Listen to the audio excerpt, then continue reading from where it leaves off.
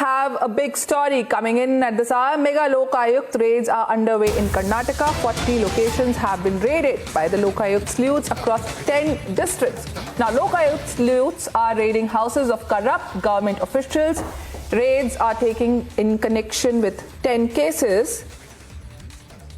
Districts in which the raids are being conducted are Tumkur, Mandya, Chikmagalur, Hassan, Kopal, Chamarajnagar, Mysore, Ballari, Vijayanagar and Mangalore.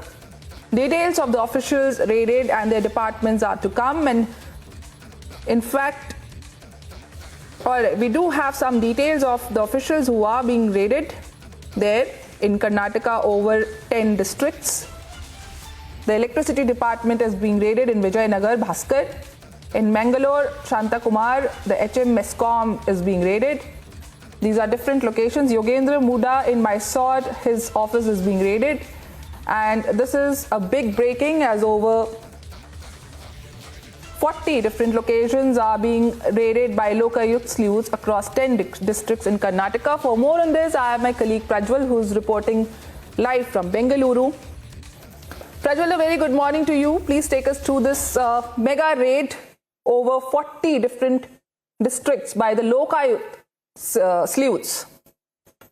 Nikita, in fact, it is 40 locations across 10 districts by the Lokayukta sleuths which are being raided now in connection with corruption as well as disproportionate assets by Karnataka's corruption body, which is the anti-corruption body, which is the Lokayukta. Raids are being conducted in Tumkur, Mandya, Chikmagalur, Hassan, Koppal, Chamarajnagar, Mysore, Ballari, Vijayanagar, Mangalore as well. And also now we get to understand that the departments under scanner are the PWD department, the revenue department, Karnataka Rural Industrial Development Board, Forest Department, Food Department, the Rural Development Department, Mysore Urban Development Authority Department, as well as an assistant professor of a government college too, and also the Electricity Department, which are under scanner, because all these officials belong to various government departments as well, and there has been cases which has been registered against them for the past 10 to 12 months is what we get to understand, and based on proper and solid evidence, the raids have now been conducted by the Lokayukta sleuths as well,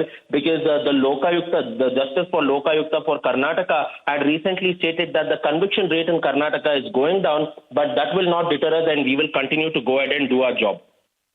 Now, first and foremost, one of the information early leads coming in for Republic is that the executive engineer, Hanmant Rayappa's house in Tumkur has been raided, and it is now being understood that there are documents worth lakhs of rupees in the form of solid assets, physical assets, which has been seized from his residence as well. Apart from which, it is also being understood that he also has a lavish farmhouse on the outskirts of Tumkuru city, and a team of around 14 officials are now going ahead and raiding his farmhouse, his office, as well as his official residence in Tumkuru. Now, in connection with these raids from Chikmagaluru, there is also information coming in that Netravati, who is also the chief technical officer of the revenue in Chikmagaluru, had been facing a lot of corruption allegations against her for the past 14 months, and based on a complaint by one of the locals, they have now gone ahead and raided her as well, and these particular raids were led by Lokayukta Inspector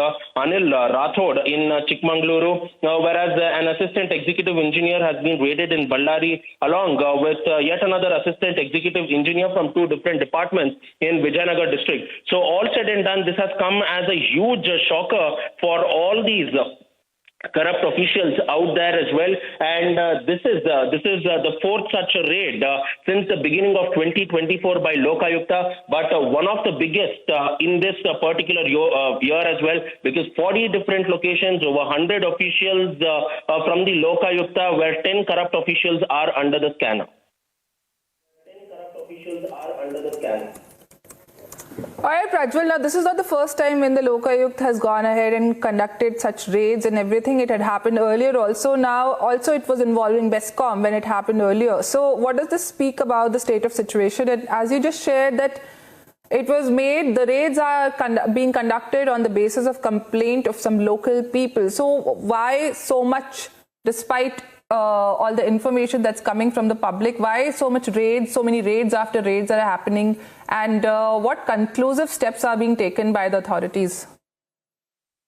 when it comes to the Lokayukta, Nikita, so they have three sort of, they have three methods of investigation as well as going ahead and conducting and going about the case as well. First and foremost, they lay a trap. Secondly, they go ahead and conduct raids. And thirdly, they go on and do the charge sheet as well. So in majority of these 10 cases that we are looking at, there have been traps which had been laid out by the Lokayukta, but the traps were not successful. Meaning to say that whoever they had demanded money from, and when they went ahead and had gone to give the cut money, these officials or whoever they had deputed to did not arrive at the spot, and therefore they had to go by and conduct these raids as well. For example, if you take the case of the Chikmangalore's revenue officer, the chief technical officer, she's been there on the Lokayukta's radar not only for the past 14 to 15 months. It is now being understood that she's been under the radar for over a decade now in many corruption cases as well. But because due to lack of evidence as well, the Lokayukta had not gone ahead with the raid. But based on credible info which they had got, as well as the intel that came in from the local people as well as from her own official staff as well, they have gone ahead and conducted these raids. And that is one of the reasons that the Lokayukta go ahead and coordinate these particular raids and also speak to the local administration, take them into confidence, and that is how they go about these particular raids as well. And after they had received this credible info and multiple complaints coming in from several different people, they corroborated all this information together and they decide that this is go ahead and conduct these raids, and therefore they go on and carry out these multi-district raids as well, which could go ahead and prove out to be a clincher as well, because in some of these raids there are connection with one or two officials if they are belonging to the same department as well, because we're looking at the connection of PWD department in Ballari and Vijayanagar district too. So all of them go ahead and join these dots together, and then they go on to conduct these raids so as to not alert each of them individually. Otherwise they could make away with crucial evidence and proof is what the Lokayukta thing, and that is why the raids are now at this point of time being conducted meticulously as well as simultaneously across 40 different locations. All right, Prajwal, thank you so much for sharing all these details with us. Viewers, the Lokayukta is conducting raids in Karnataka over 40 locations in 10 districts, as my colleague Prajwal just shared with us from Bengaluru. Brace yourselves for a revolutionary leap into the world of news with the Republic World app. We are not merely presenting a news app. We at Republic TV are ushering in a new era of digital news consumption. The Republic World mobile app has the essence of power of breaking news and the heartbeat of our impactful shows seamlessly integrated into a singular dynamic platform for you. Join us, viewers, in an experience that goes beyond conventional news reporting. Don't merely witness the news, become a part of it. Download the Republic World app, now available on both the Google Play Store and the Apple App Store.